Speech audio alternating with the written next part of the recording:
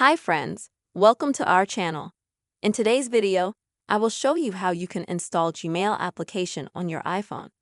Friends, please subscribe to the channel, be sure to put your likes under the video, and also don't forget to write comments. And let us get started with you. First of all, friends, you will need to go to the App Store, which is called App Store. This App Store, it is always there on any iPhone.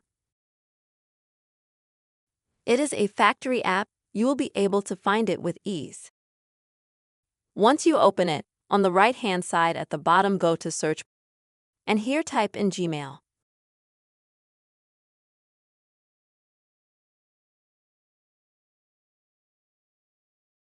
Once you find it, click on Gmail. And you will have the word install right here. Click on the word install, and you will instantly see the installation process of this application start.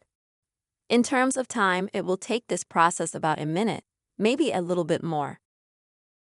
And once you have installed the app, you can easily log into it. Either from the App Store, or if you go back to your work screen or home screen on your iPhone, you can find the app, open it, and use it from there. This is the way, friends, you can easily install Gmail app on iPhone very quickly. I really hope this video was helpful and useful for you. Friends, please put your likes, write comments, subscribe to the channel, and see you soon.